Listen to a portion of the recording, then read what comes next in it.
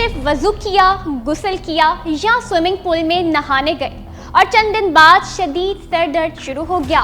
क्या ये आम बुखार है या एक ऐसा जानलेवा अमीबा जो चंद ही दिनों में दिमाग पर हमला कर देता है, या एक ऐसा जरसूमा जो ना काटता है, ना छूता है, ना हवा से फैलता है, लेकिन अगर नाक के जरिए जिस्म में दाखिल हो जाए तो सीधा दिमाग पर हमला कर देता है।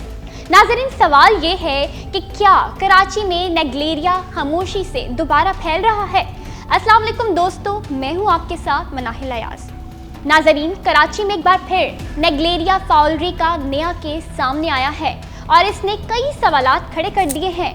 ताज़ा केस में 44 साला शहरी में नेग्लेरिया फाउलरी की तस्दीक हुई है, जो इस वक्त लियाकत नेशनल अस्पताल में ज़ेरे इलाज है। अस्पताल हुकाम के मुताबिक मरीज शदीद दिमागी इन्फेक्शन का शिकार है और इसे आईसीयू में वेंटिलेटर पर मुंतकिल कर दिया गया है। तशवीश की बात यह है कि ये रवा साल कराची में नेग्लेरिया का तीसरा केस है। पहला केस फरवरी में गुलशन इकबाल की 36 साला खातून में रिपोर्ट हुआ। दूसरा केस 3 जून को औरंगी टाउन के 23 साला नौजवान में सामने आया और अब तीसरा मरीज। नेग्लेरिया फाउलरी क्या है? ये कोई वायरस या बैक्टीरिया नहीं है, बल्कि एक खुर्दबीनी अमीबा है जो अमूमन गर्म मीठे पानी, झीलों, तालाबों, आलूदा पानी की टैंकियों और ऐसी वाटर सप्लाई में पाया जा सकता है जहां क्लोरीन मुनासिब मिकदार में मौजूद ना हो। नाज़रीन, ये जिस्म में कैसे फैलता है? ये सिर्फ नाक के जरिए जिस्म में दाखिल हो जाता है। अगर आलूदा पानी जोर से नाक में चला जाए तो ये अमीबा नाक से दिमाग तक जाने वाले सांप के जरिए दिमाग तक पहुंच जाता है और वहां शदीद इन्फेक्शन पैदा कर देता है। अहम बात ये है, ये पानी पीने से नहीं फैलता, ये खाने से नहीं फैलता, ये एक मरीज से दूसरे इंसान में भी मुंतकिल नहीं होता। नाज़रीन, इलामात क्या होती हैं? इन्फेक्शन के 1 से 9 दिन बाद इलामात जाहिर हो सकती हैं, जिनमें शामिल हैं अचानक शदीद सर दर्द, तेज बुखार, मतली और कै, गर्दन का अकड़ जाना, रोशनी बर्दाश्त ना होना, जहनी उलझन, दौरे पड़ना, बेहोशी। और बीमारी तेजी से बढ़ती है और फौरी इलाज ना मिले तो चंद दिनों बाद जानलेवा साबित हो सकती है। अब ये पता कैसे चलता है? सिर्फ इलामात से इसकी तस्दीक मुमकिन नहीं होती। डॉक्टर दिमाग और रीढ़ की हड्डी के पानी के खुसूसी लेबॉर्ट्री टेस्ट CSF और जदीद PCR माइक्रोस्कोपी के जरिए इसकी तशखीस करते हैं।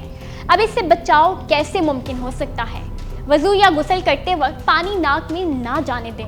अगर नाक साफ करना ज़रूरी हो तो उबाल कर ठंडा किया हुआ जरासीम से पाक या फिल्टर शुदा पानी इस्तेमाल करें। पानी की टैंकियों की बाकायदगी से सफाई करवाएं। वाटर सप्लाई में मुनासिब क्लोरिनेशन यकीनी बनाएं। गर्म मीठे पानी की झीलों या तालाबों में गोता लगाते वक्त एहतियात करें। चंद दिलचस्प हकाइक, इसे दुनिया भर में ब्रेन ईटिंग अमीबा कहा जाता है। हालांकि ये हकीकतन दिमाग को खाता नहीं, बल्कि दिमागी बाफ्तों में शदीद सोजिश पैदा कर देता है। ये बीमारी इंतहाई नायाब है, लेकिन अगर हो जाए तो बहुत खतरनाक साबित हो सकती है। ज़्यादा केसेस गर्मियों में रिपोर्ट होते हैं क्योंकि गर्म पानी में ये अमीबा ज़्यादा सरगर्म हो जाता है। नाज़रीन, पाकिस्तान में ज़्यादातर केस कराची में रिपोर्ट होने की एक बड़ी वजह गर्म मौसम और बाज़ इलाकों में पानी की नाकाफी क्लोरिनेशन को करार दिया जाता है।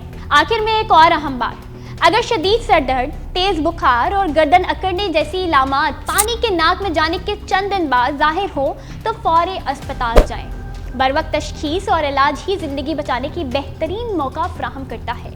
आपके ख्याल में पानी की सफाई की जिम्मेदारी सिर्फ शहरियों की है या मुतल्लिका इदारों को भी इस हवाले से ज़्यादा मौसर इक़दामात करने चाहिए? अपनी राय कमेंट्स में ज़रूर बताइएगा। आज के व्लॉग से सिर्फ इतना ही। मुझे दीजिए इजाज़त। अल्लाह हाफ़िज़।